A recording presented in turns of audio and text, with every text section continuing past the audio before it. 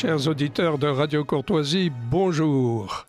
J'ai aujourd'hui le plaisir et l'honneur de recevoir, en compagnie d'Éric, de recevoir un brillant ingénieur, Yves François Nuc, docteur de l'École polytechnique de Bruxelles, c'est ça? Voilà. Et je crois maître de recherche, non?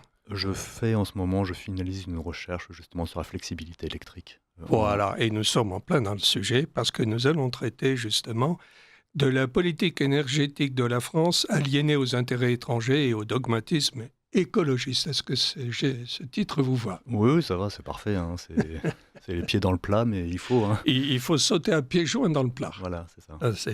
Parce qu'en effet, alors je voudrais débuter l'émission pour rendre hommage à Loïc Le Floch-Préjean, qui est décédé cette semaine, grand capitaine d'industrie français, très efficace et grand patriote, on peut le dire. Bah oui, c'est ça. Et qui a trébuché sur des ennuis judiciaires qui me semblent un peu opaques et au service d'intérêts. Et la juge Eva Joly, notamment, a, semble-t-il, son action de juge a abouti, en quelque sorte, à favoriser donc les intérêts anglo-saxons, si on peut dire. C'est compliqué parce que, voilà, effectivement, monsieur Le Floch-Préjean, comme vous avez dit, grand capitaine d'industrie. Affaire Elf, il y a eu, c'est sûr. Il y a eu des choses illégales qui ont été faites, c'est sûr. Mais plutôt au service de la France. Mais voilà. Donc, Et notamment, pour dire les choses clairement, corruption de chefs d'État africains. Oui, c'est ça. Hein, voilà. Pour avoir des implantations dans tel et tel État africain, etc. Quoi. Mais c'est ça. Mais de toute façon, dès qu'on va commencer à parler des industries pétrolières et gazières, bah oui. Voilà, je crois pas qu'il y ait une société dans le monde qui est blanc comme neige, quoi. Bah bien sûr. C'est pas un monde de colombes, c'est pas un monde de bisounours, c'est compliqué, ça reste le business à très haut niveau et voilà. Donc pourquoi il a été pris la main dans le sac entre guillemets? La question se pose réellement.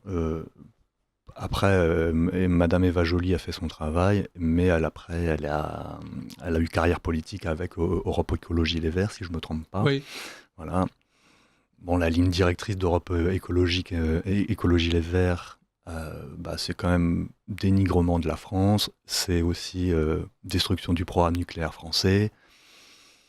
Voilà, beaucoup de questions sont à soulever. Et voilà, et on arrive justement dans le sujet et on va mettre les deux pieds dans le plat. On a commencé. Voilà.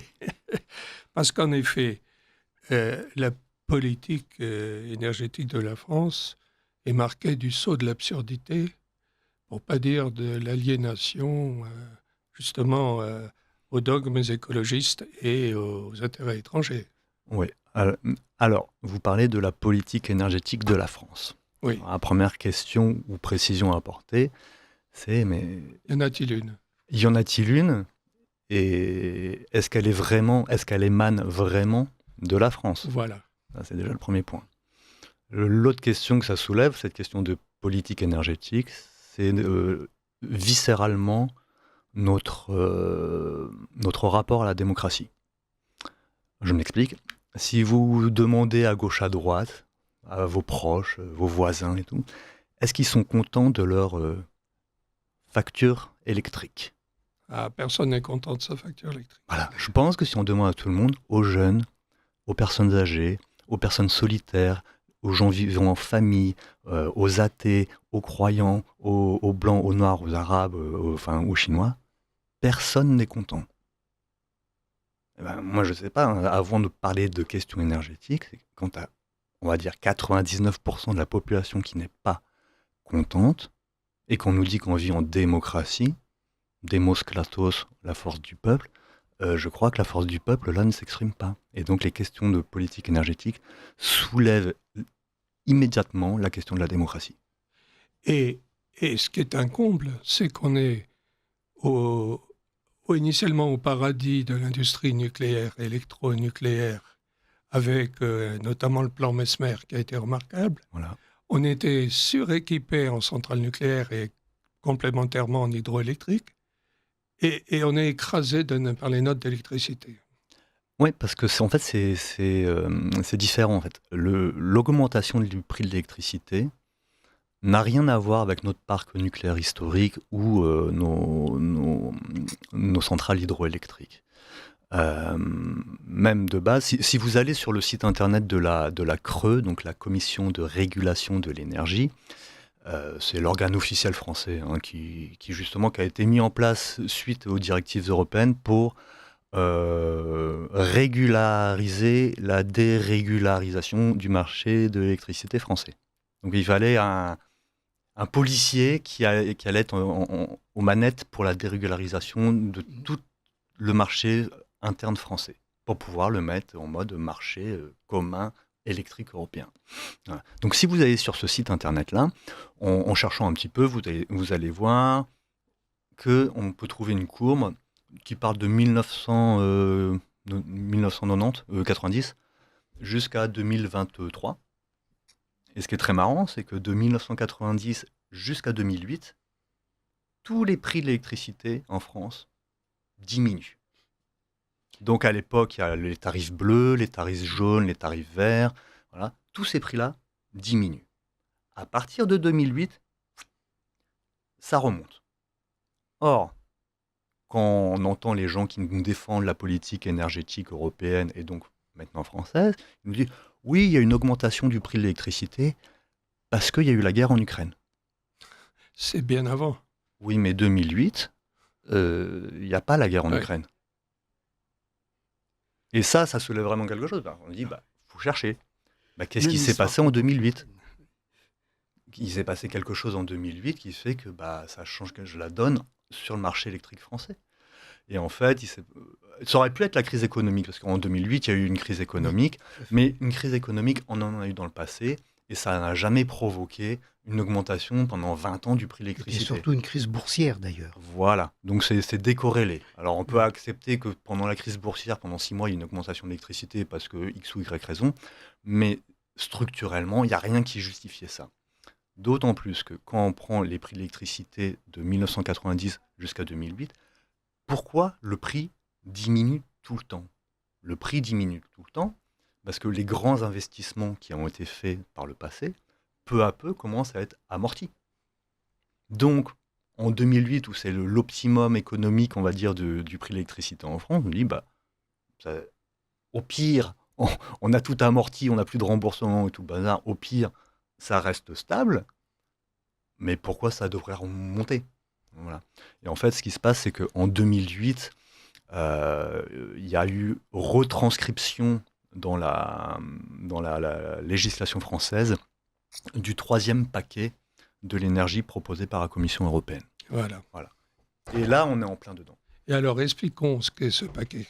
Alors, le paquet en soi, c'est une succession. Il y en a déjà eu un premier paquet en 1996, il y a eu un deuxième paquet en 2002 et le 3e paquet qui arrive en 2008. Et en fait, grosso modo, ces paquets successifs proposent justement la création pour chaque État national de l'Union européenne d'une instance de régulation de l'énergie. Donc en France, c'est la CRE, voilà, qui est associée au Cordis aussi. Voilà. Il faut arrêter d'avoir des tarifs subventionnés. Donc, à terme, ça prévoit que les tarifs bleus, verts et jaunes ne seront plus subventionnés.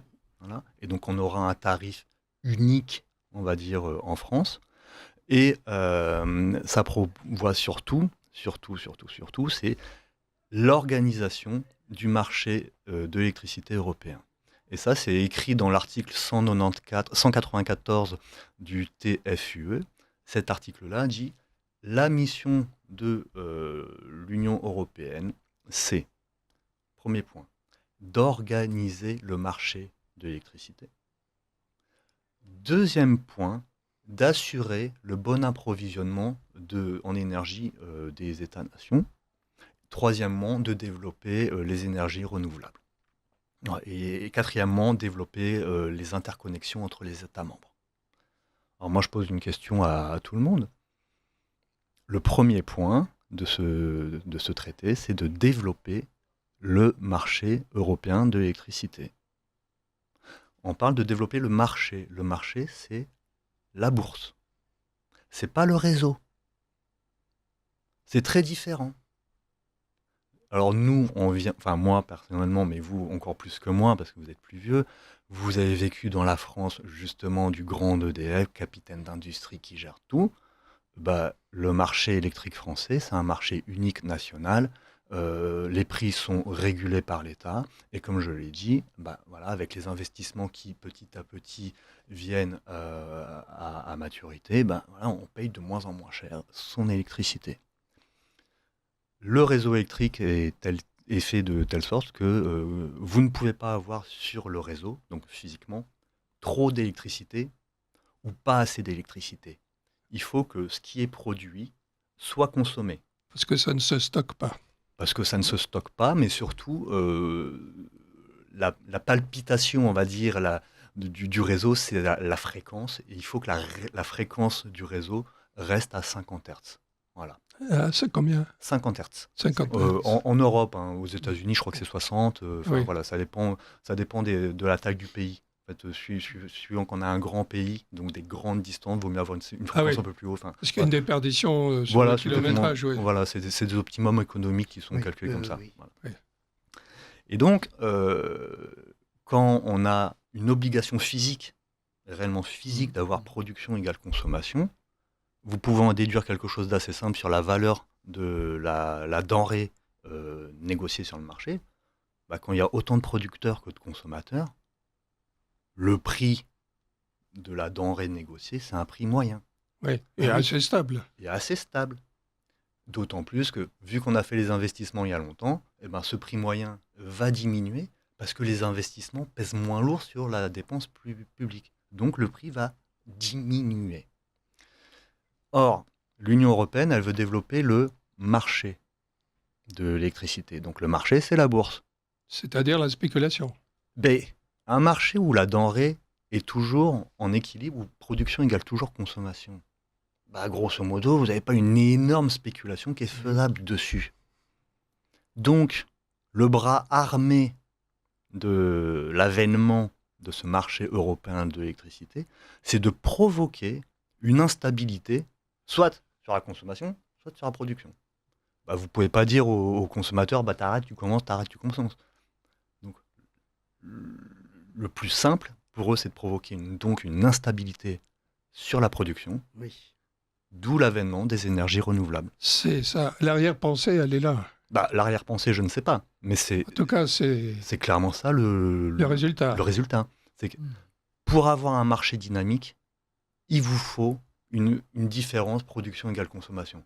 Parce que sinon, votre marché, comme je viens d'expliquer, la valeur tangible de la denrée, elle sera moyenne, quoi. Alors, il est certain que quand on tournait sur nos centrales nucléaires, il n'y a rien de plus stable que les centrales nucléaires. Ça emmerdait beaucoup l'esprit spéculatif européen. Oui, et surtout, c'est que la France a toujours géré son réseau à peu près de la même manière. C'est-à-dire que EDF a toujours fait des analyses statistiques sur la consommation des Français. Sur les besoins de consommation. Ouais, les besoins en consommation. Donc, voilà, un hiver plus ou moins rigoureux, on sait qu'on va consommer autant. Un été caniculaire, on sait qu'on va consommer plus ou moins autant. Et donc, chaque saison, chaque année, EDF prévoit, on va dire, son optimum de production en fonction de ce qu'ils estiment. Donc, sur base du parc installé, on va dire, on avait avant 80% de nucléaire. Okay. On rajoute à ça 15% d'hydroélectricité. Oui. Il vous reste 5% pour équilibrer entre production égale consommation. C'est-à-dire, la base nucléaire plus la base hydroélectrique, elle est stable, elle est là, ça va assurer 95-96% des besoins, et on va moduler la production sur une échelle de 4%. Avec des centrales au gaz. Centrales au gaz. Voilà. Des centrales thermiques, on va dire. Des centrales thermiques, ça peut être le gaz, le charbon ou le fioul. Mais historiquement, la France a fait le choix de quand même enlever beaucoup le charbon et le fioul pour rester au gaz. Voilà. Donc, on va faire un équilibre entre production égale et consommation sur 4% de la valeur totale. Bah ça, 4% pour la spéculation, c'est quand même pas énorme. Quand l'Union européenne dit on va imposer aux États membres d'avoir 30% d'énergie renouvelable. 30% d'énergie renouvelable, il faut que les gens se rendent compte. Et maintenant, à l'horizon, il y a un plan 2030-2050, ça doit être 50%. Hein. Voilà. Donc, pour revenir à mon équilibre production égale consommation, quand on a 30%, on va demander à EDF, vous me faites vos prévisions de production en fonction de la saison. Fait, oui, je sais, parce que j'ai des statistiques depuis 60 ans, je sais exactement à peu près combien je dois produire. Et nonobstant l'évolution climatique qui est intégrée parfaitement. Voilà. Mais qui, 1 an, 6 mois, 3 mois, 1 mois, même une semaine avant le jour de la consommation, même 3 jours avant, peut dire, il y aura du vent ou il n'y aura pas de vent? Oui. Presque personne, et même s'il y a du vent et même s'il y a du soleil, le soleil est un peu plus stable que le vent, mais malgré tout, ça reste quelque chose de non stable, voilà, c'est intermittent, qui fait que au lieu d'avoir 4% entre l'équilibre, pour assurer l'équilibre, parce qu'on avait la base d'hydroélectricité et de nucléaire qui faisait 96%, maintenant on a une base de nucléaire et d'hydroélectricité qui représente 70%, et il reste 30% de renouvelable. Et le renouvelable, tel qu'il est, il va être soit présent, soit pas présent, soit partiellement présent. Ça permet tous les jours au marché de l'énergie de faire une spéculation soit à la hausse, soit à la baisse de la production totale. Et surtout, c'est que quand il n'y a pas de renouvelable, quand on s'attendait à ce qu'il y ait du renouvelable, mais que finalement il n'y en a pas, là, il faut comprendre un tout petit peu la dynamique des réseaux électriques et des centrales électriques. On ne peut pas redémarrer à pleine charge une centrale nucléaire comme ça. Ah oui. Elle prend du temps. L'hydroélectricité est très, très, très rapide. Oui. Mais la centrale, on va dire, la plus dynamique, c'est la centrale thermique. Et en Europe, grosso modo, parce qu'il y a ce qu'on appelle le merit order. Le merit order, c'est que les producteurs d'électricité vont d'abord utiliser les moyens qui coûtent le moins cher. Et dans l'ordre du merit order, les centrales au gaz coûtent moins cher que les centrales au charbon ou au fioul. Donc, le gaz devient l'énergie qui assure la stabilité production égale consommation. Ah oui. Maintenant, une autre question très simple pour l'ensemble des auditeurs, pour tout le monde. Est-ce que la France est producteur de gaz? Non. Est-ce que nous avons en Europe des pays producteurs de gaz? Non plus. Sauf l'Écosse, peut-être. L'Écosse, la Norvège aussi, non? Oui, mais la Norvège ne fait pas partie de l'Union européenne. Oui, exact. Voilà. Et en fait, cette question-là, elle est extrêmement forte, parce qu'elle explique même pourquoi l'Union européenne ne peut pas avoir de bonnes relations avec la Russie. Nous avons créé un système électrique dont la stabilité dépend du gaz. Tout le marché de l'électricité, donc des fortunes énormes, des capitaux économiques énormes, les industries gazières, Engie, tout ça, ce qui sont maintenant des majors, des géants énergétiques, ont un intérêt à avoir un marché de l'électricité donc dérégularisé, parce qu'ils vont vendre leur gaz à leur prix. Dès 2002, il y a eu un sommet européen, Russie-Europe, et donc je ne me souviens plus les noms des participants, mais très clairement, dans les grandes lignes, la Russie disait dès 2002, nous sommes un partenaire énergétique fiable pour l'Union européenne, et nous voyons d'un très bon œil le fait de pouvoir lancer les études sur l'interconnexion des réseaux électriques européens et russes, dès 2002. Donc c'est fort. Et en fait, quand vous avez le marché européen qui est ultra spéculatif sur la notion de l'électricité et qu'on sait que la variable d'équilibre, c'est le gaz, et que de l'autre côté, vous avez un marché énorme électrique, oui, mais surtout les plus grandes réserves mondiales du gaz au monde, ben, c'est pas du tout l'intérêt des investisseurs européens d'avoir ce gaz-là qui va alimenter le réseau. Et qui est pas cher et de bonne qualité. Oui, voilà. Oui, exactement. Et qui donc n'est pas intéressant. Il n'est pas intéressant parce qu'il n'est pas cher, c'est ça? Bah, en tout cas, le fait d'avoir du renouvelable, il y aura tout le temps cette spéculation à la hausse ou à la baisse, Oui. mais le fait d'avoir en apport massif le gaz russe qui peut, on va dire, tamponner la dépense gaz de l'Union européenne, bah, justement, les grandes sociétés qui fournissent le gaz, notamment les sociétés américaines qui nous apportent leur gaz liquéfié, ça ne les intéresse pas. Sachant que le prix du gaz naturel liquéfié est à peu près 3 fois, non, Voilà. le prix du gaz russe. On est dedans. Voilà, on est dedans. Donc, c'est vraiment très important. Enfin, C'est capital. C'est le fond du sujet. Bah ouais, parce que les gens ne comprennent pas que, bah oui, quand même, les énergies renouvelables, les éoliennes, c'est gentil. Bah, non, c'est pas gentil, en fait. Ça provoque notre dépendance à des ressources que les pays européens, bon, moi, je ne suis pas trop pour l'Europe, mais les pays européens, et de surcroît la France, nous n'avons pas de gaz. Oui. Et on dimensionne tout un tissu industriel qui nous enchaîne ou qui nous rend complètement cocaïnomane, on va dire, face au gaz. Il nous faut du gaz, sinon on va crever. Mais pour que les auditeurs de Radio Courtoisie comprennent bien, pour ce qui est du cas français, si on continuait à tourner sur les règles de fonctionnement de la période allant jusqu'à 2008, pourrait-on se passer entièrement du gaz? Non, parce que c'est pas la logique d'un réseau électrique. Oui. En fait, il y a une règle des réseaux, ça s'appelle la règle du N-1. C'est grosso modo, vous devez toujours anticiper qu'est-ce qui va se passer si je perds cet élément du réseau. Donc cet élément, ça peut être ce transformateur, ça peut être cette ligne ou ça peut être cette centrale.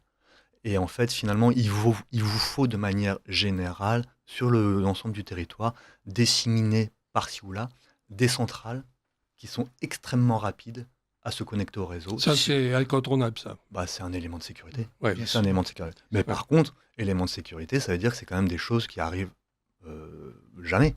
Enfin, je veux dire, c'est très rare. Enfin, je ne veux pas dire jamais, mais c'est très très rare qu'on perde des centrales comme ça. Donc, c'est-à-dire que l'occurrence à laquelle on va utiliser ces centrales, cycle combiné ou autre, on va dire au gaz, bah, elle est quand même vachement faible. Mais c'est nécessaire d'avoir ce petit complément gazier quand même. Ouais. Bah, ça pourrait être l'hydroélectricité. Parce qu'on en a beaucoup en France. Imaginez que, bah, on va dire, on fait 100%, enfin, pas 100%, mais 95% de la demande française est assurée par le nucléaire, et il nous reste toujours les 15% de parcs hydroélectriques installés. Ah oui. Donc si on est à 95% nucléaire et il reste 5% à faire pour faire la modulation production égale consommation, on sait que l'hydroélectricité, il y en aura plus que cette modulation. Et autre question, si on fait tourner à plein nos parcs nucléaires, on arrive à quel pourcentage de couverture du besoin? Bah ça, moi je sais pas répondre à ça, mais je sais que dans la grande époque, on a atteint 85% de l'électricité qui était... 85. Voilà. Mais il faut pas croire que l'industrie nucléaire française est morte. Je veux dire, elle est toujours là, en fait. C'est juste que, en termes peut-être de recherche et d'innovation, et surtout de création de nouvelles centrales, eh ben, on a perdu des compétences. Mais ça, c'est pas quelque chose d'effrayant. Je veux dire, la Chine sait faire. Et si on développe un partenariat industriel de premier ordre avec la Chine, eh ben, très bien. Comme avant, la France a participé à la création de la centrale de Daya Bay en Chine. Ben voilà, puisque je crois savoir que nos meilleurs ingénieurs sont allés en Chine, oui, bien sûr, monter un EPR chinois. Voilà. Donc c'est ça qui est intéressant, c'est que dire la France a contribué au programme nucléaire chinois. Elle a aussi participé très grandement avec le Alstom à l'époque. C'était au barrage des Trois Gorges. Donc c'est leur plus gros barrage hydroélectrique mondial. Enfin, dire, si on arrivait à redévelopper des partenariats économiques et industriels avec des pays qui sortent un petit peu de ce monde anglo-saxon dans lequel on est sclérosé, mais la France redeviendrait la France. Et c'était, je crois quand même, la politique, ou en tout cas la ligne directrice de Gaulle, quoi. Avoir des partenariats industriels un peu avec tout le monde, quoi. Oui. Personne n'est notre ennemi, mais on essaye d'avoir des partenariats industriels avec tout le monde. Et alors, ce que l'on entend tout le temps nommer le marché européen de l'électricité, donc Oui, connecté à cette problématique spéculative. voilà. Et donc, si j'ai bien compris, le prix de l'électricité en France est indexé sur le prix du gaz. En partie, mais en fait, je vous ai parlé tout à l'heure du merit order. C'est-à-dire que Voilà. n'importe quel producteur, déjà, vous, en tant que consommateur, vous ne choisissez pas un producteur d'électricité. Vous choisissez un fournisseur d'accès. Ok ? Donc, des producteurs peuvent être que producteurs, des fournisseurs peuvent être que fournisseurs, et certains producteurs peuvent être fournisseurs. Donc là, on parle des producteurs. Les producteurs, quand ils s'engagent pour le marché à dire, bah tiens, moi, demain, je dois fournir, je vais dire n'importe quoi, mais 100 gigawatts, et ben, il regarde le parc de production en sa possession, et il va d'abord utiliser les centrales qui lui coûtent le moins cher. Et ça, c'est le merit order. Donc le merit order, c'est pas une règle de l'Union européenne, c'est une règle de la bienséance économique de base. Qu'on pourrait traduire comment en français ? Bah, grosso modo, c'est l'optimal économique d'utilisation économique. C'est-à-dire, grosso modo, on va utiliser les moyens de production qui ont le coût fixe le plus faible. Oui. Donc, si le jour J, j'ai de l'éolien et il y a du vent et du soleil, je vais déjà utiliser mes éoliennes et mon solaire pour arriver petit à petit à une certaine puissance. Après, je vais mettre mon hydroélectricité. Après, je vais mettre mon nucléaire. Et après, je vais mettre mon gaz, mon charbon et mon fioul. On sait que historiquement, le parc énergétique français, c'est 80% nucléaire, 15% hydroélectrique. Donc ce sont des choses assez peu chères. On est dans le marché européen d'électricité. La Belgique a du nucléaire, mais c'est 30%. Le reste, c'est 40% de gaz et d'autres énergies. L'Allemagne, son parc principal, c'est le charbon. L'Italie, c'est le gaz. Donc structurellement, par le marché, la France ne peut pas bénéficier. C'est-à-dire que la France contribue à faire baisser le prix moyen de l'électricité pour les partenaires européens. Ah oui, oui. Parce qu'elle a un parc de production qui coûte moins cher. Enfin, le coût fixe est plus bas. Et elle produit beaucoup. Et elle produit beaucoup. C'est pour ça qu'elle exporte énormément aussi. Hein. Et oui. Voilà. Alors que les pays voisins, ils ont des parcs de production qui coûtent plus cher, les coûts fixes coûtent plus cher. Donc, en fait, pour les Français, on va dire, ça ne peut pas être bénéfique. Parce que nos partenaires ont des moyens de production qui coûtent plus cher que les Français. Nous sommes la vache à lait électrique de l'Europe, en quelque sorte. Complètement. Oui. Complètement. Ça, c'est sûr. Et aux dépens du porte-monnaie des Français, qui surpayent leur énergie électrique. Ça, c'est vrai, parce qu'en fait, donc, le fait que l'électricité coûte plus cher en France, c'est premièrement parce qu'on nous a enlevé les tarifs régulés. Oui. Deuxièmement, je viens de vous expliquer, l'ensemble des pays européens ont un parc de production qui, quand il est mis en marche, il est plus cher, plus onéreux que le parc français. Et troisièmement, le fait de devoir développer les énergies renouvelables nécessite des investissements dans le réseau électrique.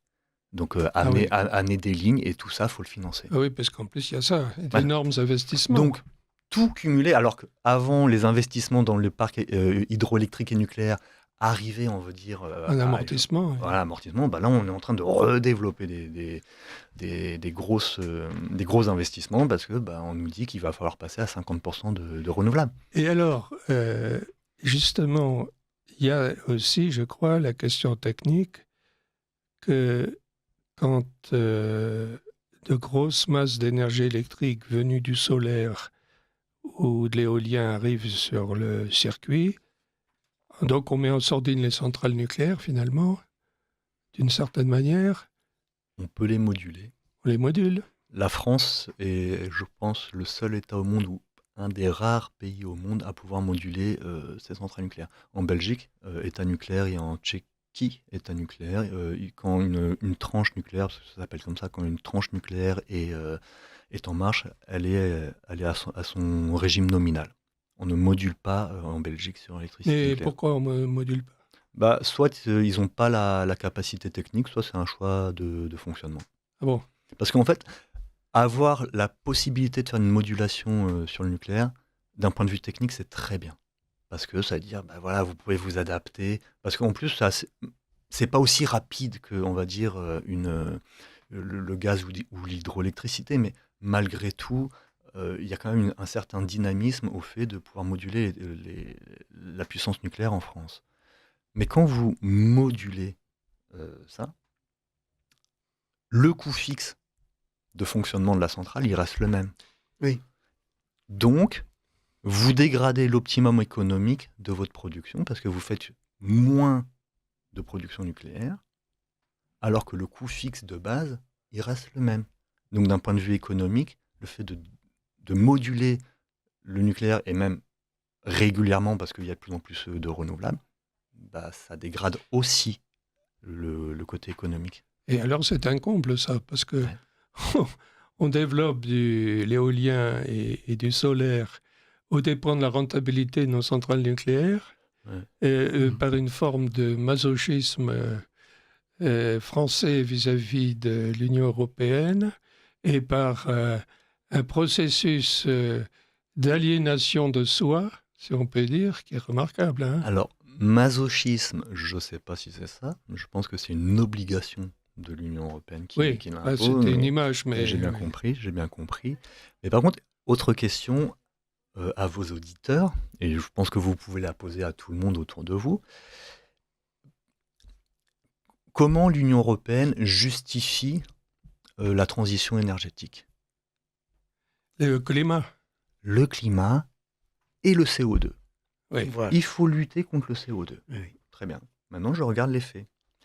Depuis que la France est dans ce marché européen de l'énergie, effectivement, la part d'énergie renouvelable a augmenté dans le mix électrique français.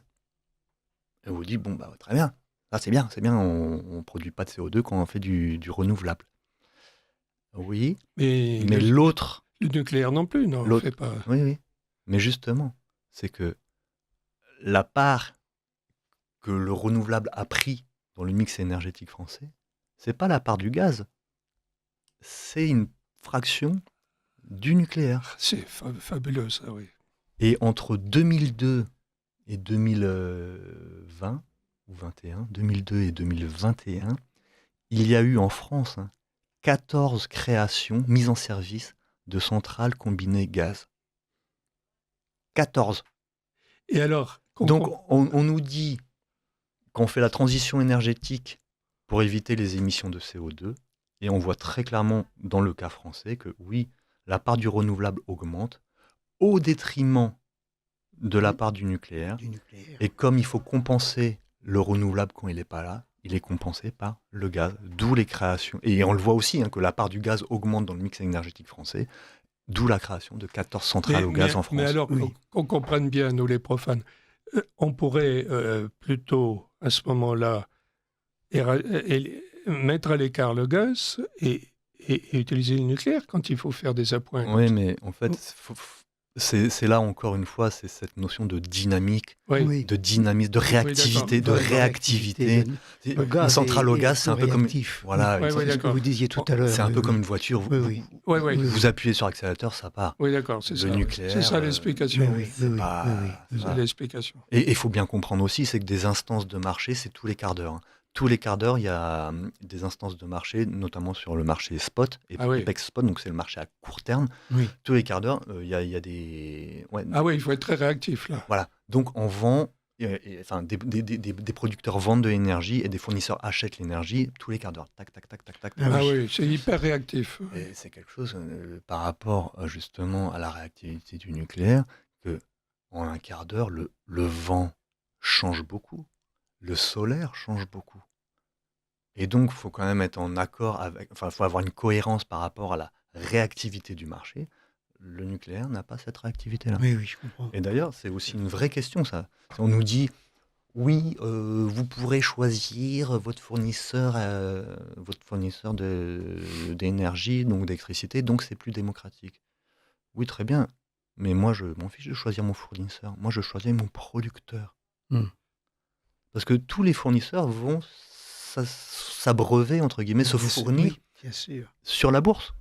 Hmm. Bah, quand vous mettez tout en commun, bah, grosso modo, vous achetez tous la même chose. Alors, avec des petites différences, bien entendu. Mais vous pouvez pas, on va dire, avoir une énorme choix, on va dire, quant à la fourniture électrique. Parce que, en fait, vous vous approvisionnez chez un fournisseur. Si demain, on nous dit le marché d'électricité, vous choisissez votre producteur, Hmm. bah, les Français vont dire, bah, moi, je choisis EDF. Mais là, on peut Ah pas. oui. Et là, on peut Et pas. là, on peut Mais pas. si on le faisait, si c'était possible, moi, je peux vous dire que dès demain, 80% des producteurs alternatifs, ils arrêtent. Parce que personne ne sera plus performant qu'EDF. Bien sûr. Mais oui, mais oui. Oui, parce que C'est on a le choix entre 3 fournisseurs, c'est ça, en France, Ouais, enfin, je connais pas très ou bien le marché plus. français, mais Mais de toute façon, on n'a pas directement accès à EDF. non, voilà, Hmm. c'est via le marché. C'est via le marché. Et ça aussi, quand je parle du marché, donc faut comprendre qu'il y a le marché à long terme. Donc c'est-à-dire que c'est des occurrences de marché qui se négocient 3 ans avant le jour de la consommation. Oui. Ok. Donc il y a ce qu'on appelle année -3, année -2, année -1. Donc ça, c'est voilà. Une fois qu'on a passé l'année -1, il y a euh, enfin, m- un an, 9 mois, 3 mois, et on arrive au mois. Et après un mois, on arrive comme ça, une semaine, enfin 4 semaines, 3 semaines, 2 semaines et une semaine, encore avant le jour de la consommation. Donc tout ça, toutes ces occurrences de marché, c'est le marché à long terme. Et arrive après le marché à court terme. Et le marché à court terme, c'est le marché qui se négocie 2 jours, 1 jour et allez, une demi-heure, une demi-journée plutôt, Oui. avant l'instance de consommation. Et ça, c'est le marché Apex Spot. Donc on nous dit, oui, on a fait un marché comme ça, c'est la démocratie. Oui, mais très bien. Mais 3 ans avant, vous ne savez pas s'il va y avoir du vent ou du soleil. Bah oui. Ah oui, bien sûr. Vous ne savez ça, grosso modo, que 2 jours avant. Donc le renouvelable, d'une manière générale, c'est une denrée qui va être négociée sur le marché à court terme. Ah oui. Ce qui fait des différences entre les producteurs vis-à-vis de comment ils se positionnent sur les marchés. Et donc ça, c'est pas très démocratique. De base. C'est-à-dire qu'en fait, c'est régenté par l'univers spéculatif boursier. Et complètement. Il n'y a aucun choix démocratique là-dedans. Complètement. Et ce qui est marrant, c'est que le marché à court terme, donc c'est la bourse Apex Spot. Donc cette bourse, ça a été créé par l'ensemble des réseaux de transmission d'électricité en Europe, voilà, et un acteur externe qui s'appelle Deutsche Börse Group. Oui, parce que les Allemands sont à la manœuvre là.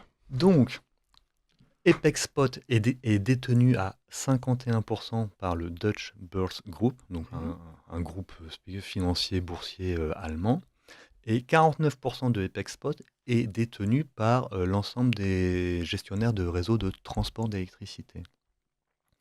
c'est que ça soulève encore une autre question, mais complètement folle d'un point de vue ingénierie. C'est-à-dire que pour que le marché Apex Spot on va dire, profitable, on va dire, faut qu'il soit extrêmement dynamique, à la hausse comme à la baisse. Faut qu'on puisse faire spéculation à la hausse ou à la baisse. Et donc, Deutsche Börse Group et l'ensemble des gestionnaires de réseau ont un intérêt à avoir ces spéculations à la hausse et à la baisse. Donc il les provoque aussi. Il les provoque pas, mais la mission des gestionnaires de réseau de transmission, c'est d'avoir le réseau électrique avec le moins de pannes électriques possible. Donc, de facto, devrait préférer à avoir pas de spéculation, entre guillemets, pas de variation à la hausse ou à la baisse de la production.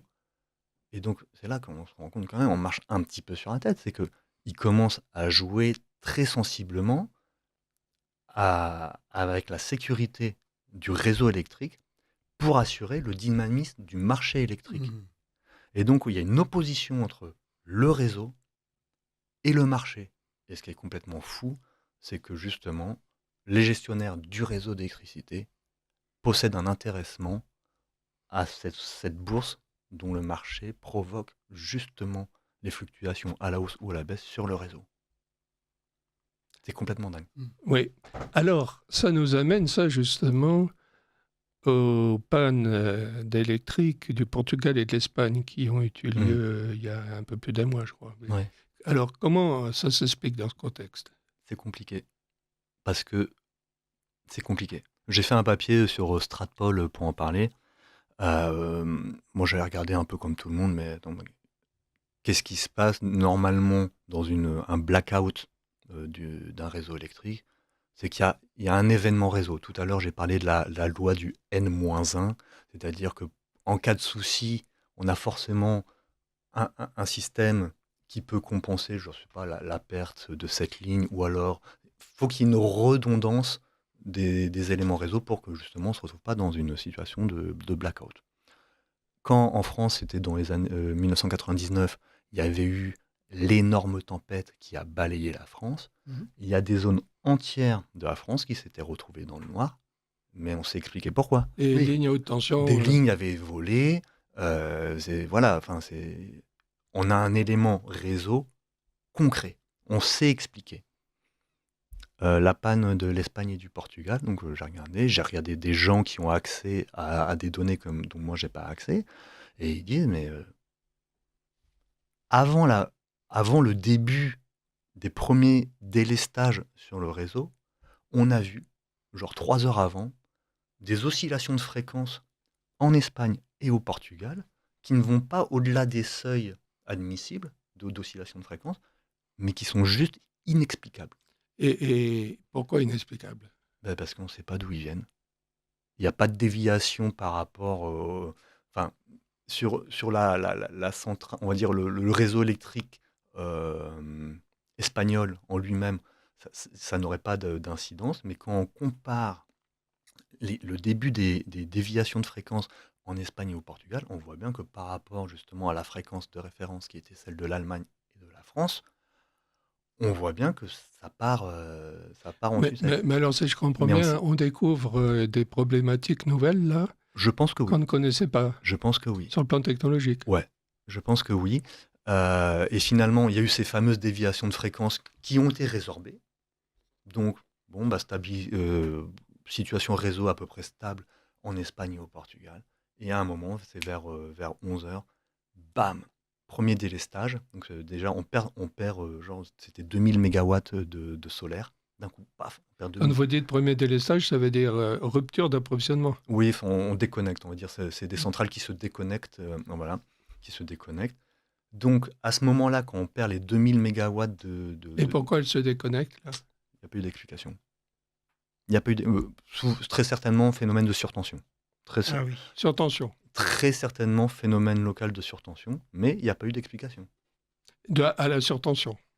Ouais, et puis même, enfin là, j'ai plus suivi l'affaire depuis, mais les responsables, j'ai entendu à un moment, c'était une responsable espagnole et après une responsable de l'Union européenne qui disait non, non, en fait, problème de conjoncture climatique, patati patata, et surtout, c'est pas la faute du renouvelable. Surtout, c'est pas la faute du renouvelable.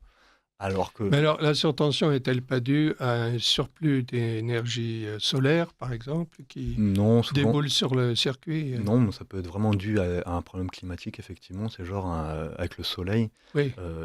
des échauffements de câbles. Ah oui. Ah, Ça, oui, d'accord. c'est pas du tout impossible. Ah, échauffement de Oui, câble. Et qui ferait que, Ah oui, d'accord. bah, Ouais. Technique, localement, oui, oui. paf, Alors, on découvre, si je comprends bien, des problématiques technologiques liées ouais. au développement de l'éolien et du solaire. Mais ce qui est Et- normal. Oui, Je veux dire, c'est c'est pas, normal. Oui. c'est tout à fait normal qu'il y ait des nouvelles problématiques. En plus, là, c'est vraiment une expérience communautaire, hein, parce que voilà, c'est plein de pays qui font exactement la même politique énergétique. Mais Euh, alors donc, ça exclut cette espèce d'hypothèse distillée par les médias du système, comme quoi les Russes seraient derrière. Parce que, Ah ouais, non, mais ça, c'est. Bah, en plus, si les Russes devaient attaquer l'Europe, je crois que l'Espagne et le Portugal, c'est pas les. Oui, oui, Enfin, tout de même. mais non, mais bien sûr que non. c'est complètement grotesque. C'est grotesque. Moi, j'avais lu un autre truc, quelqu'un qui avait écrit, je sais plus où, qui disait, ouais, en fait, c'est la France et le Maroc qui ont pris En étau. en étau le réseau électrique espagnol. Moi, j'ai regardé vite fait RTE. En fait, avant les événements, l'Espagne est en train d'exporter vers la France. Et peu de temps avant l'événement, on voit de suite que RTE arrête le soutirage en Espagne. Il l'arrête. Et genre 2 heures après, bim, ça part en cacahuète en Espagne. Et RTE, après, il est à la manette pour justement renvoyer de l'électricité vers l'Espagne pour les aider à réamorcer leur réseau. Et je pense que le Maroc a fait exactement pareil. D'ailleurs, les Espagnols ont dit merci à la France et au Maroc pour ça, quoi. D'ailleurs, c'est l'intérêt de tout le monde Bah, bien sûr. de s'entraider dans ce cas-là. Bah, complètement, complètement. Et c'est ce qui fait la force des réseaux, c'est qu'ils soient bien maillés aussi. Voilà, donc, Oui, alors, si je comprends bien, donc, on a affaire à de nouvelles problématiques technologiques introduites par le mixage énergétique, voilà. qu'on ne maîtrise pas encore très bien, en Non. fait. Non. Et ça complique encore un petit peu la situation française, dans la mesure où on est déjà bien aliéné à des intérêts écologistes, enfin des dogmes écologistes et des intérêts Ouais. allemands et américains, si je comprends bien, principalement. C'est ça. Et au-delà de l'aliénation, comme vous dites, il y a même juste une logique de bon père de famille ou moi, l'ingénieur qui est en moi ne comprend pas, hein. Pour moi, c'est beaucoup plus simple de devoir gérer un pays avec, on va dire, 55 réacteurs nucléaires et 200 centrales hydroélectriques, plutôt que de gérer exactement le même pays avec les mêmes réacteurs nucléaires et les mêmes centrales hydroélectriques et 15 000 éoliennes qui doivent toutes être connectées au réseau, donc à chaque fois elles doivent avoir des câbles, et autant de panneaux solaires.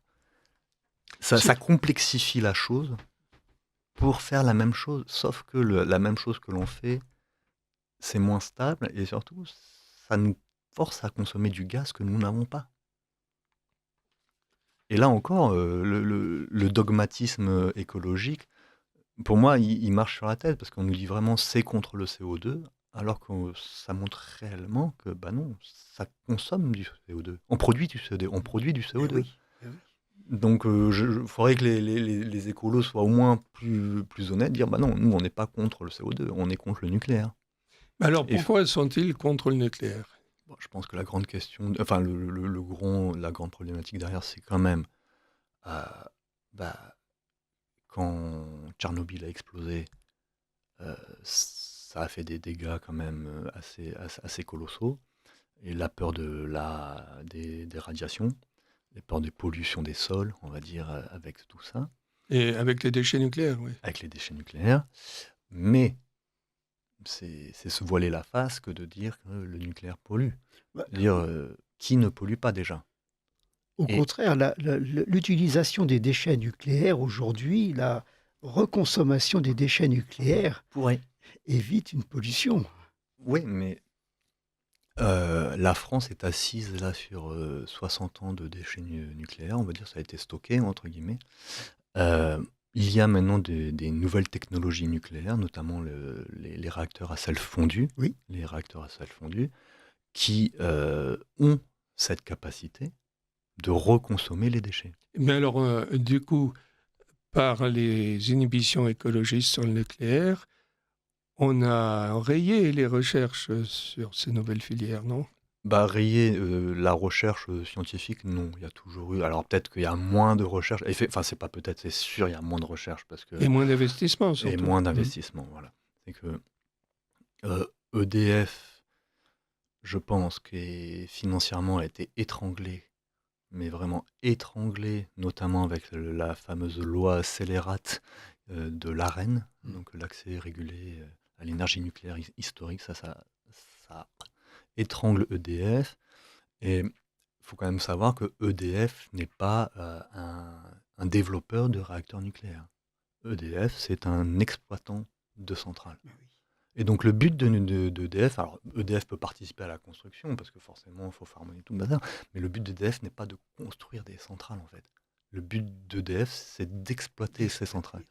Et donc, quand vous êtes dans une occurrence de marché qui dit le nucléaire, on essaye de le limiter, on va faire des énergies renouvelables et tout, quel industriel va lancer un programme de recherche et développement sur un nouveau type de centrale nucléaire, sachant que il va peut-être pas avoir de part de marché. C'est tout bêtement ça, en fait. Oui, parce que le développement nucléaire, la construction de centrales nucléaires, c'est Areva, c'est ça? Avant, c'était notamment Areva. Maintenant, ça s'appelle plus Areva. Je crois que ça s'appelle Urano maintenant. Urano, oui. Ouais, voilà. Mais c'est surtout des consortiums. Il y a Framatome dedans. Enfin, voilà, c'est plein d'industriels. C'est pas un industriel qui fait le truc. Voilà. C'est plein d'industriels qui participent ensemble. Et avec pour but, justement, pour EDF, d'être un exploitant de centrales compétitif.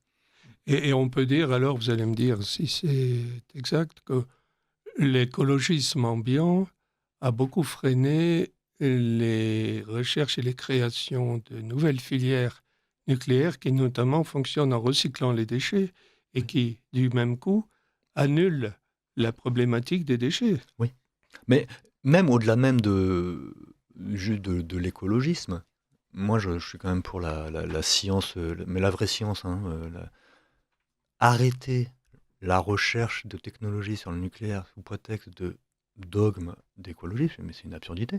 Je pense qu'il y a beaucoup plus à apprendre de l'atome, même si on a déjà découvert beaucoup de choses, il y a beaucoup plus à apprendre de l'atome que du vent.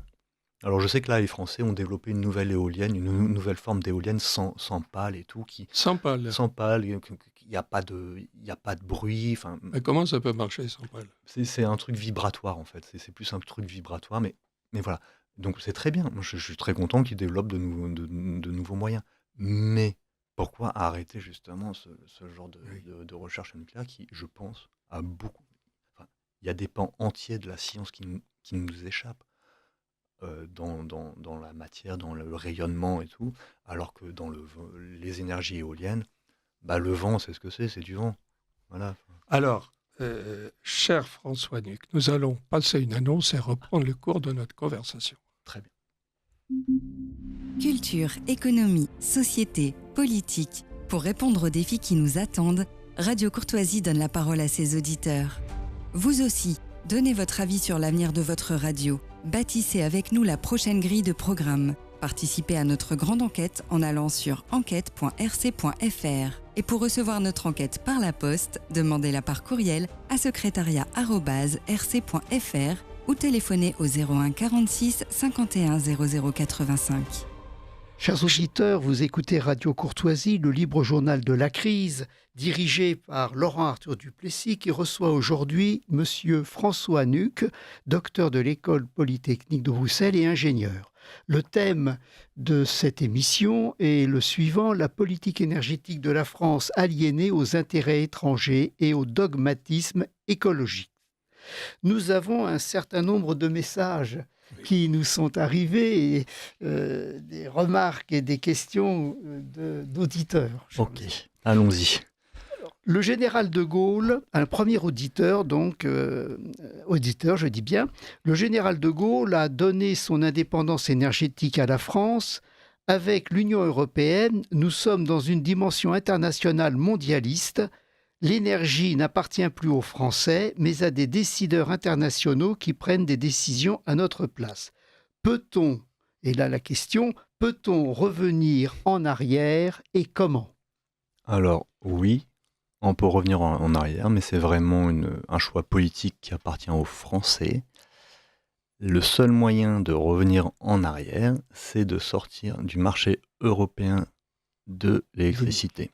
Donc, de facto, comme l'Union européenne est créée pour favoriser justement le libre-échange, le libre marché et d'une certaine manière la spéculation, si vous voulez sortir, et jamais l'Union européenne ne vous permettra de sortir du marché européen de l'électricité, il faut sortir de l'Union européenne. Il faut sortir de l'Union européenne.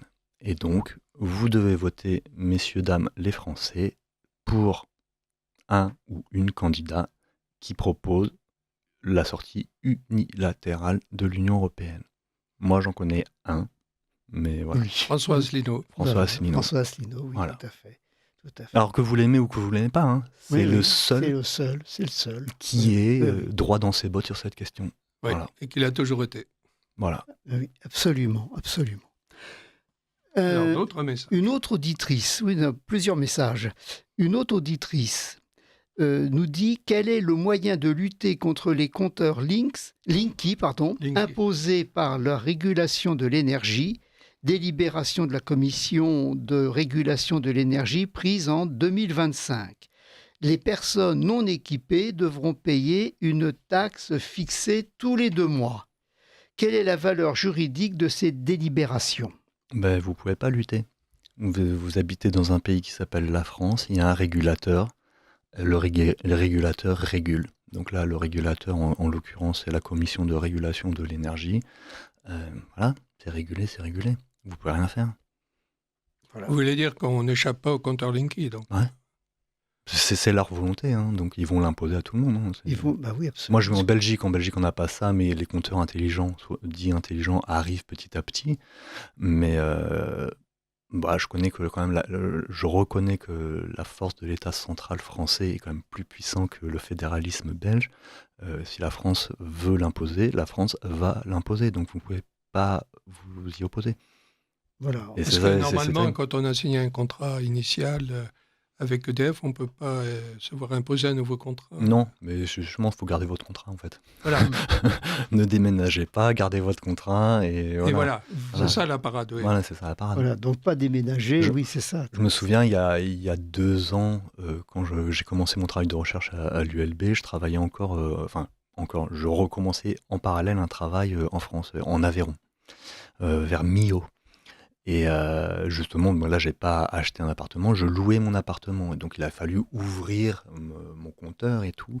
Et donc, quand j'ai ouvert mon compteur, il y a les gens de Enedis sont arrivés. Oui, monsieur, voilà, on va vous installer le compteur Linky. Et moi, je suis là, mais je suis pas propriétaire. Ah, mais c'est pas grave, vous n'avez pas le choix. Non, j'annule l'installation. Voilà, j'ai appelé la propriétaire et la propriétaire fait « Ah ouais, non, j'en veux pas ». Et donc, elle m'a donné, entre guillemets, son ancien contrat pour que je garde son contrat. Et que, voilà, oui. C'est ça. C'était la solution, voilà. Absolument. Alors, d'autres messages. Un auditeur nous dit « Les récentes découvertes de gaz au large du Liban et de Gaza ne sont-elles pas exploitées par Israël qui en prendrait possession ? Ce qui pourrait enrichir ce pays ?» Que répondre ? Le gaz, le pétrole, partout où il y en a, il y a la guerre. Oui. Voilà. Donc déjà, partout où il y en a, il y a la guerre. C'est donc des enjeux centraux toujours. Ce sont des enjeux centraux. Qu'on le veuille ou non, je m'en fiche un peu. Je ne suis pas israélien, mais la politique actuellement d'Israël, c'est une politique ultra agressive qui a été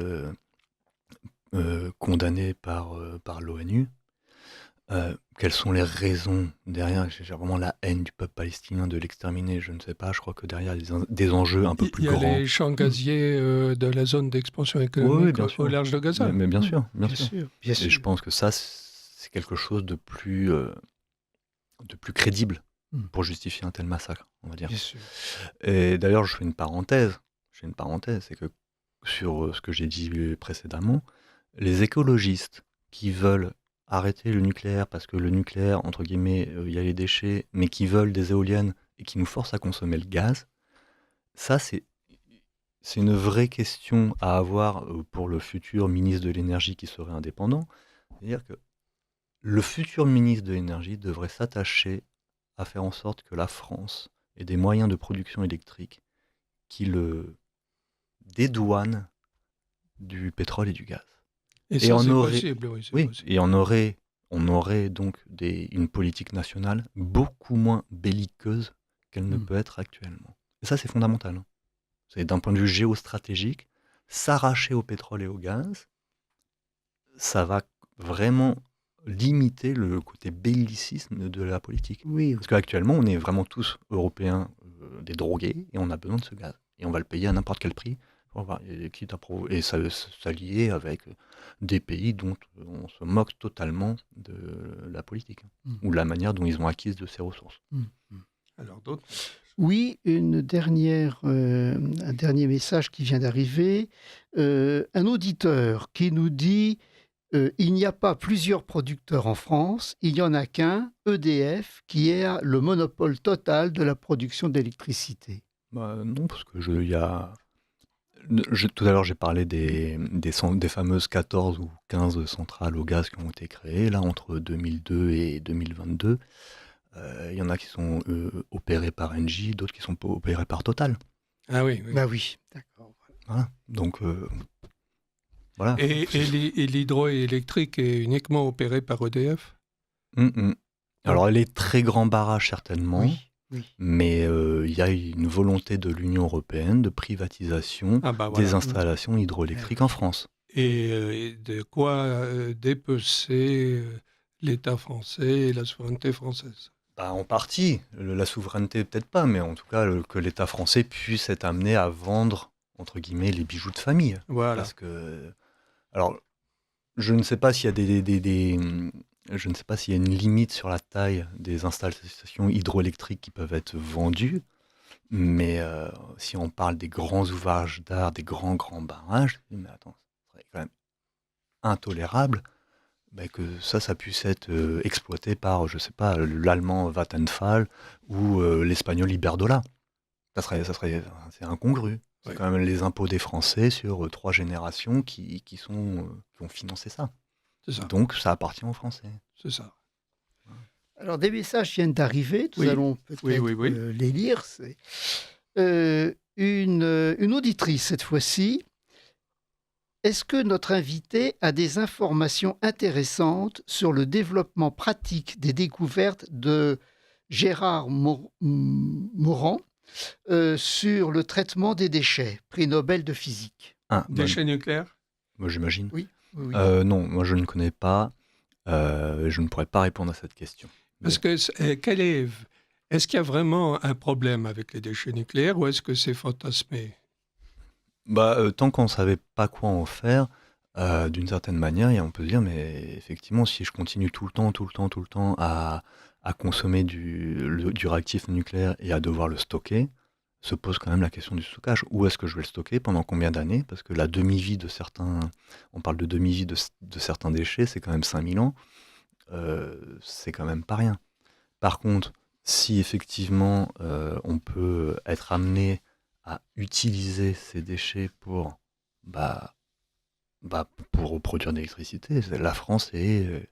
Si on arrive à faire ça, la France est assise sur une indépendance énergétique justement pour 5000 ans, quoi. Et alors, technologiquement, c'est au point maintenant? Alors, la Chine a sorti un réacteur qui, lui, est opérationnel, donc pas une énorme capacité, mais il est opérationnel. Il est expérimental? Ouais. Et il y a la société suisse Transmutex, elle s'appelle. Donc, eux ne créent pas les générateurs, mais ils produisent tout le côté informatique de la simulation de ces fameux générateurs. Il y a une société française qui s'appelle Narea. Voilà. On est en pointe alors. Bah oui, mais faut pas en douter, hein. faut vraiment pas en douter. C'est qu'on a les connaissances. Là, ce qui limite plus le chose, c'est le bon sens politique. Et le bon Et la démagogie. Oui, et la démagogie. Mais le bon sens politique, on ne peut pas l'avoir parce qu'on est piloté depuis l'État fédéral bruxellois, quoi. Oui, Eh oui. c'est-à-dire qu'il y a d'un côté la démagogie vis-à-vis des écolos, et puis d'autre part l'aliénation par l'Union européenne, Ouais. gouvernée par des intérêts allemands et américains, Voilà. tout Voilà. simplement. Hein. C'est aussi simple que ça. Et pour ceux qui ont peur sur le déchet nucléaire, alors je dis pas que c'est une bonne chose, mais moi j'ai vécu 1 an au Japon. Là dernièrement, j'ai repassé 1 mois et demi là-bas. Je suis allé à Hiroshima. La ville d'Hiroshima, elle est magnifique. Alors Elle qu'il y s'est a une bombe fait, atomique qui a explosé. elle s'est fait bomber, quoi. Enfin, il y avait plus rien. Il y avait plus rien à Hiroshima. Et c'était quand même 10 000 ou 15 000 je mégatonnes. connais pas la valeur, 15 000 mais oui, c'est énorme. mégatonnes quand même. De la même Mais manière, il n'y a plus du tout de radiation depuis longtemps. bah, ça je sais pas, je ne connais pas, hein, mais il faudrait peut-être faire des mesures. Est-ce que le gouvernement japonais a envie de faire des mesures? Je ne sais Oui. pas. L'autre point, c'est malgré tout, et c'est Tchernobyl.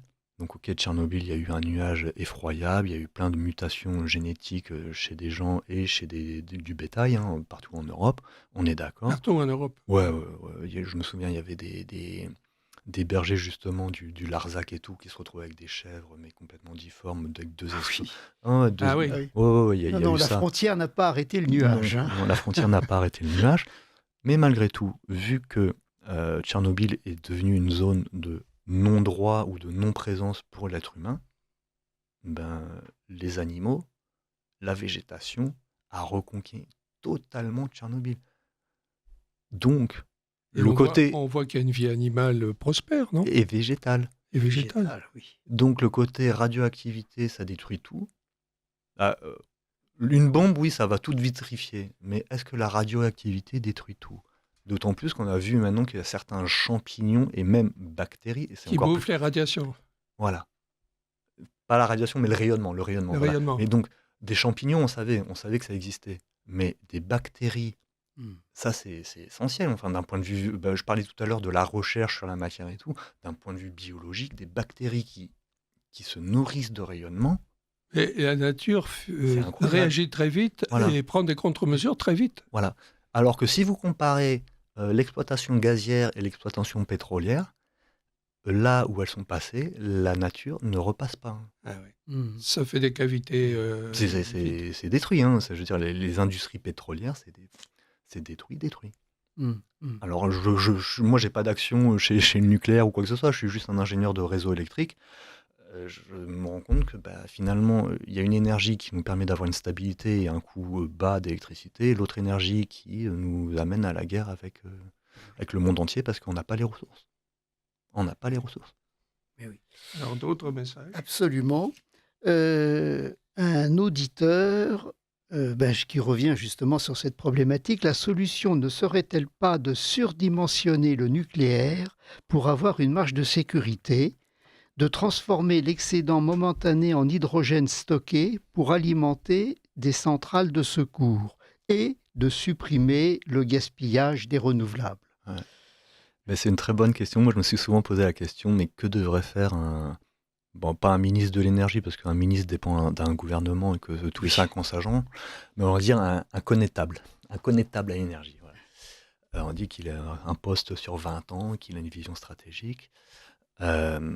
Moi, je pense vraiment que le surdimensionnement du nucléaire est une bonne chose. Si on donne à EDF plusieurs, on va dire, plusieurs objectifs. Premier objectif, c'est que la sécurité d'approvisionnement est assurée en France. Deuxième objectif, il faut que la fonction coût sur le marché électrique intérieur soit en diminution permanente.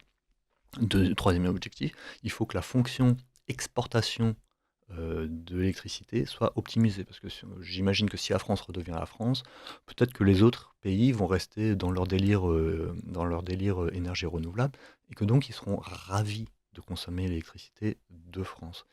Et dans cette notion d'exportation vers les pays étrangers, on peut vraiment anticiper le fait qu'on doit surdimensionner le nucléaire pour effectivement lisser la capacité du réseau électrique français avec, si j'ai trop de production nucléaire, je j'envoie cette électricité soit à l'étranger, soit je lance une industrie de l'hydrogène. Oui, alors il faut expliquer aux auditeurs de Radio Courtoisie comment ça marche, ça. C'est-à-dire que l'industrie de l'hydrogène a besoin D'énergie. de l'énergie électrique Ouais, pour fabriquer de l'hydrogène à partir de l'eau. à partir de Vous l'eau. cassez la chaîne. C'est l'électrolyse. Oui, c'est ça, c'est l'électrolyse de l'eau. L'électrolyse de l'eau, vous cassez la chaîne entre H2 et eau.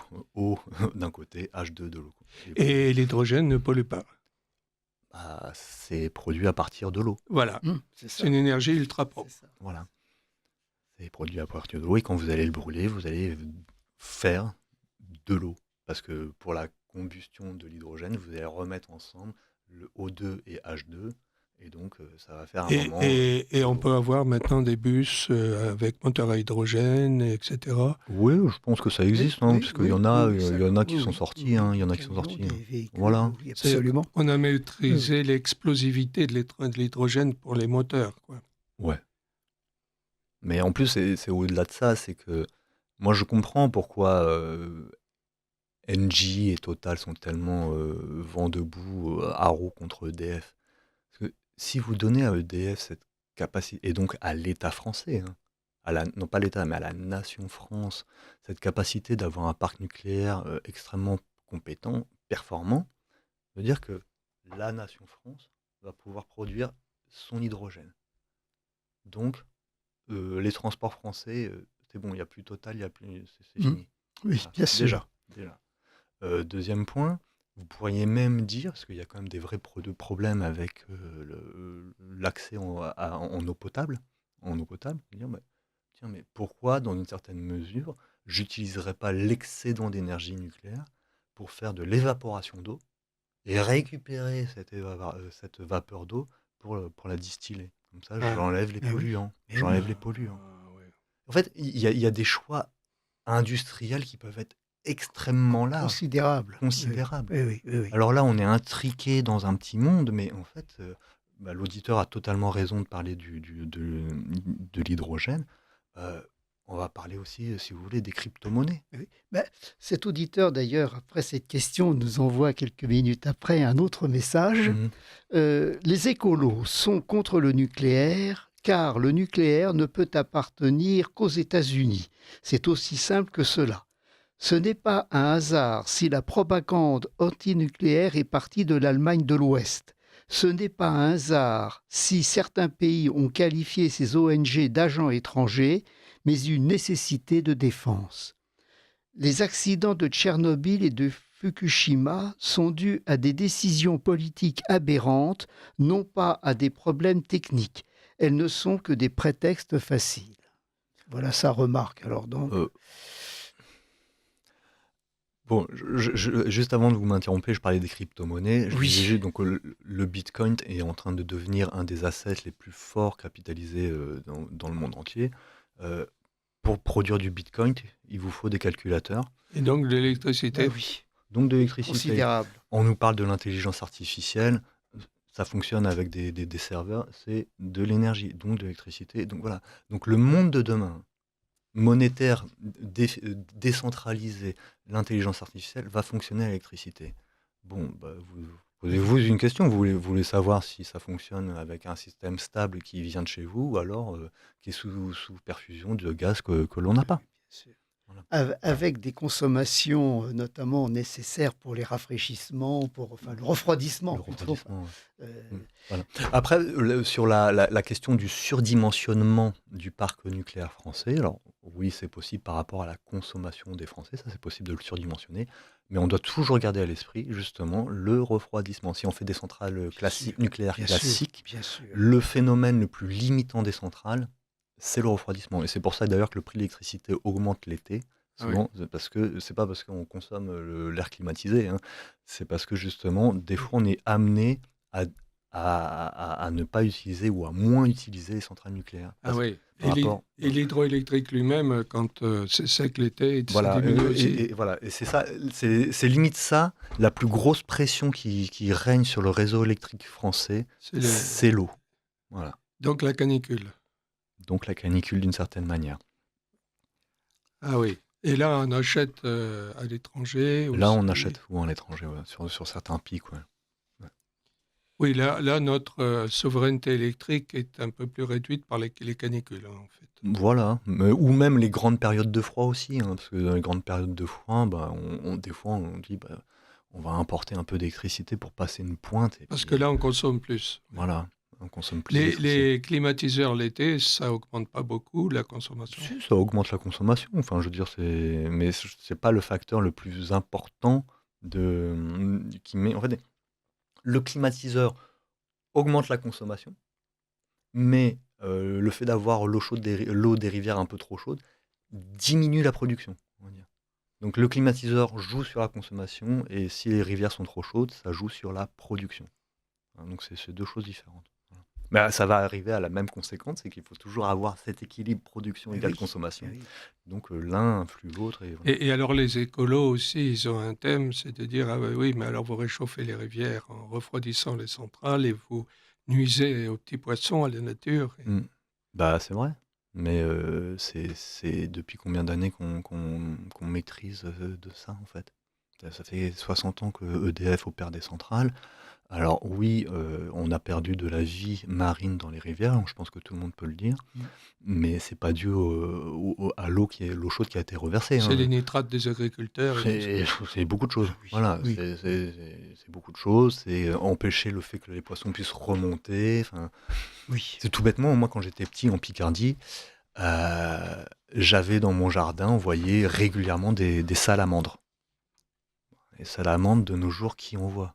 Et en fait, la salamandre, elle ne peut vivre que dans un milieu où l'eau est parfaitement pure. Comme la truite. Voilà. Mais sauf que la salamandre ne vit pas dans la flotte, c'est un animal de sous-bois, quoi. Ouais. Mais ça veut dire que même dans les sous-bois, l'eau, non, ça va plus. Ça va plus. La salamandre n'a plus son habitat, et voilà. Donc l'eau, la qualité de l'eau fait que la salamandre a disparu. Et donc c'est bien plus la qualité de l'eau en termes de chimique, chimie, voilà, liée à que la température de l'eau. Que Voilà. la température de l'eau. Voilà. Quoi. C'est ça. Les messages arrivent Oui. considérablement. Je ne sais pas si nous aurons le temps de tout lire. Un auditeur répond à la question sur le fonctionnement des compteurs Linky. On peut bloquer le fonctionnement du compteur Linky en mettant un condensateur en parallèle sur la ligne, après le disjoncteur, ce qui court-circuite les fréquences des courants porteurs. Attention, danger, précaution à prendre. Oui, il a raison, mais il ne faut pas se faire choper, quoi. Oui, voilà, c'est ça. Et même, on peut aller un tout petit peu plus loin. C'est par rapport au condensateur, c'est que l'électricité que vous consommez, elle a toujours un déphasage. C'est ce qu'on appelle en électricité le fameux cosinus phi. Donc vous pourriez compenser votre cosinus phi à la maison en installant justement après votre compteur un condensateur qui fait qu'au lieu d'avoir un cosinus phi à 0,8, vous l'avez à 1. Et donc, comme ça, vous avez plus d'électricité. Mais donc, il ne faut pas le faire. Hein. C'est pas légal. En fait. Ah ben non. Ouais, non, c'est pas légal. Donc, à l'antenne, on ne peut pas préconiser ça. Ah non, pas du tout. Il ne faut pas le faire du tout. Il y a l'ARCOM qui nous surveille. Ah oui. Non, mais là, c'est l'ingénieur qui parle, donc je donnais le truc, mais il ne faut vraiment pas le faire. Nous ne conseillons pas ça. Et il faut avoir les compétences pour le faire, quand même. Il faut ouvrir le compteur. Hein. Oui, c'est ça. Donc déjà, là, il y a le danger électrique en lui-même. Le danger électrique, l'illégalité. En plus, c'est dangereux, chers auditeurs. Pas de préconisation là-dessus. Est-ce que les centrales nucléaires sont à l'abri des éruptions majeures solaires? Ouf. Oh là là, quelle question. Éruption solaire, je vais dire une ânerie, mais où sur cette terre on a eu une éruption solaire qui a été... Qui a eu des effets sur les réseaux électriques, il n'y en a pas. Je ne sais pas, mais les centrales, je crois que c'est pas leur plus gros problème, l'éruption solaire. Quoi. Oui. Alors, d'autres messages. Il nous reste 8 minutes. Monsieur l'invité, attention, dit cet auditeur, il est inexact que les soi-disant écologistes ont commencé leurs agissements à cause de Tchernobyl. Les Verts, succursale des Grünen, avaient commencé leurs actions de propagande anti-occidentale depuis le début des années 70 afin de limiter la puissance énergétique nucléaire européenne que l'URSS percevait comme trop concurrentielle en accentuant son retard industriel et dommageable commercialement puisque réduisant le besoin des pays d'Europe en énergie fossile et donc leurs achats à l'URSS. Et je suis d'accord avec, mais j'ai pas dit que les Verts et les écolos avaient commencé avec Tchernobyl. On m'a posé la question, pourquoi il y avait une telle peur du nucléaire? Et j'ai dit, parce que très certainement, il y a des événements comme Tchernobyl. Oui. Et Fukushima, je peux comprendre aussi, mais Fukushima, par exemple, c'est pas la centrale qui a explosé. La centrale s'est pris un tsunami dans la tête. Quoi. Oui, ça, c'est un tsunami qui a... Ça a enrayé le refroidissement de la centrale. Voilà. Et tout à l'heure, votre auditeur a dit oui, il y a des actions voulues pour l'extérieur, enfin pour Tchernobyl. À Tchernobyl, l'incident qu'il y a eu, c'est qu'il y a eu vraiment, c'est vraiment un incident sur le circuit électrique. Ils ont fait un essai de routine de sécurité ou de mise en parallèle, et cet essai a foiré. D'accord. C'est cet essai qui a foiré au niveau du réseau électrique interne de la centrale. Ça a déclenché un jeu de barre dans la centrale. Les sécurités n'ont pas suivi. Emballement de la réaction. Voilà. Mais ça n'a rien à voir avec la réaction de base, en fait. Oui, ils ont fait une maintenance sur leur circuit électrique de la centrale.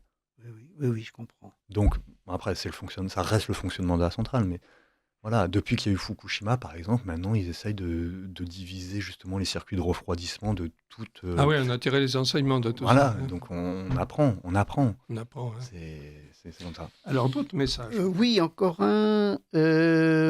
Où en est le réacteur de Flamanville? Bon, il tourne. Je pense qu'il a fait 3 mois de mise... d'exploitation commerciale. Oui. Ils l'ont un peu limité après parce qu'ils devaient faire des réglages, mais il est fonctionnel. Quoi.